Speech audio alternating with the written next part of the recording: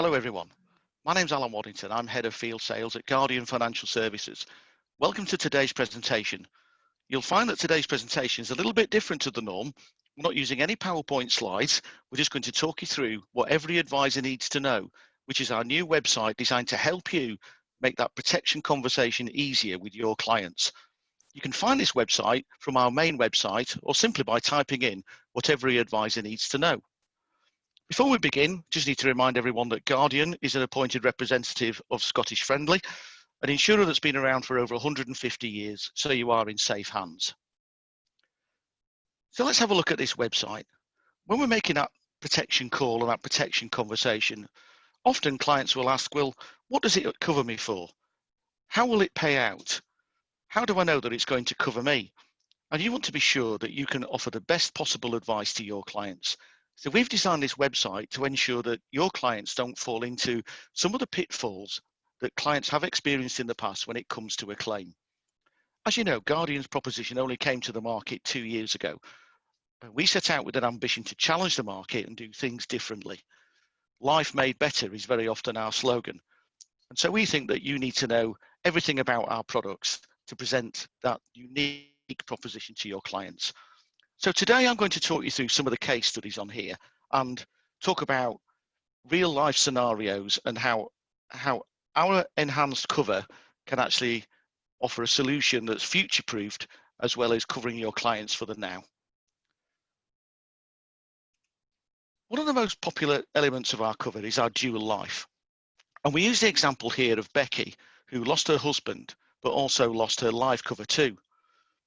15 years ago, Becky and her husband bought a joint life policy, which is very much the norm. 22.7% of all policies sold in the UK were joint life in 2019. But there is a flaw in the plan. Becky's husband, Dave, unfortunately passed away, but she then found herself without any life cover of her own. This left her in a difficult situation. As a breast cancer survivor with 2 children, she still needed financial protection, but she's going to struggle to get a new life policy, never mind critical illness cover. So her medical history is now working against her. So finding cover again will prove costly, if not impossible. She's not alone, which is why at Guardian we do things differently. We don't offer joint life, we offer a dual life approach where both partners' cover is kept separate. That way, if either partner dies, the other is still covered. You don't have to worry about how you quote for this. On any of the portals, quoting for joint life, first death or first event will automatically produce a quote from Guardian on our dual life. You may worry that the cost of dual life could be substantially more than joint life. It's not. We use multi-policy discounts to bring down the price and make it competitive. And here we've shown an example of where someone is literally paying £1 and a penny more for dual life versus joint life and a single payout, but effectively for twice the cover. So don't recommend joint life because the portals put it first. Recommend dual life that puts your clients first and puts people in a protected position at some point in the future. There are more details about our dual life on our website. So that's Becky, that's our first example. And I'm sure you can see that already you have a real life and different story to present to your clients. So let's have a look at another one. Our young boy here, Chen. When Chen's parents bought their new home, they could only afford life cover for themselves, but they wanted to take out some protection for Chen if anything unfortunate, if a critical or serious illness occurred.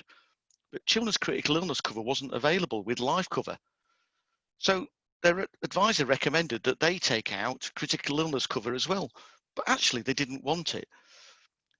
35% of people in the UK have life cover only, which leaves them in a position without access to children's critical illness cover. And also, children's critical illness cover built into existing plans, existing critical illness plans, is often fixed at £25,000. So when we launched to market, we thought, well, there's got to be a better way. So we do it differently, as you would expect. For starters, we don't build in children's critical illness cover to our adult critical illness automatically. Why? Because people who don't have children don't need it. So we've made it much easier for you. You can add children's critical illness cover as an optional extra to either standalone life cover, standalone critical illness, or our combined life or earlier critical illness policy. It can be added when cover is taken out or at any point in the future. And here's the other bit of good flexibility. We don't limit the children's cover to £25,000 or a maximum of 25% of the adult's cover. Instead, parents can choose any amount between £10,000 and £100,000 as long as that's not more than the biggest adult cover on the plan. And remember, that adult cover could just be life cover. They don't need to take adult critical illness cover. When you quote on the portals, you will find that we return 2 quotes, one without children's critical illness cover and one with 25,000. And we use 25,000 so you can see the comparison with other companies. Once you come through to our extranet site and begin the final stages of the application journey, you can change that to whatever suits their needs and their budget. So we believe that children should be able to get protection regardless of the type of policy their parents buy. So again, don't just recommend what the portals tell you, recommend the life cover that puts your clients first.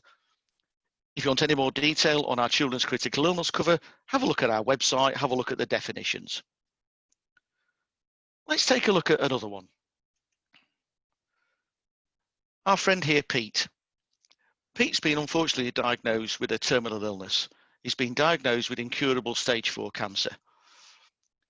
His consultant, his doctor, can't tell him exactly how long he's got to live, because in this day and age, doctors are often reluctant to make that prediction. Life expectancy can be a little bit of guesswork these days, and often consultants are discouraged from making that definite prediction in case it's way out. Pete's got a life policy. He's got a terminal illness clause within it. But that terminal illness clause says he has to be diagnosed with a condition that means he's not going to survive more than 12 months.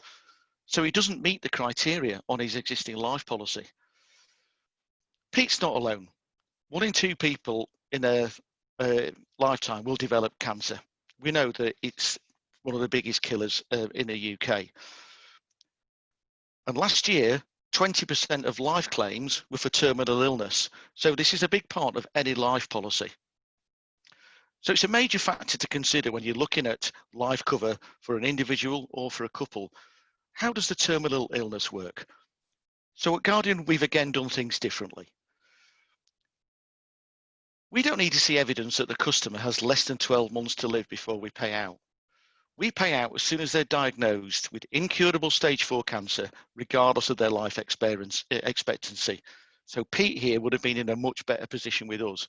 We can't do anything about that one-way ticket, but it would put him and his family in a strong position financially to make decisions, pay off their mortgage, pay for some treatment, pay for that holiday of a lifetime with their family, the last one that they can possibly do. These are not nice things to talk to clients about, but unfortunately this does happen. But it's not just incurable stage 4 cancer. We also cover motor neurone disease, CJD, or Parkinson plus syndromes. Diagnosed with any of those conditions, regardless of life expectancy, we will pay the terminal illness benefit immediately, even if it's in the last 12 months of the contract. And if we look at real life examples of this beyond Pete, we hear of people who've been given the diagnosis of incurable stage 4 cancer and are still around 3 to 5 years later. We hear of sports people contracting motor neurone disease. Famous rugby player in the news recently, who's now a year after his diagnosis, battling against it. The BBC have made a story about it. And again, this is someone that if they had a Guardian plan, we would have paid out that terminal illness benefit. So again, don't just recommend a life cover that put the portals first. Look beyond just the price. Cheapest isn't always best.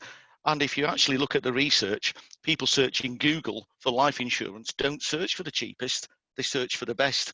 So give your clients the best and recommend the life cover that puts your clients first. So we've talked through 3 examples here, Becky, Chen, and Pete. There are more on our website, and we could talk about Bemby, who has the diagnosis of low-grade prostate cancer. We can talk about Jane with a non-melanoma skin cancer, and we can talk about Tom, who's had 1 stent fitted, but his policy has only 2.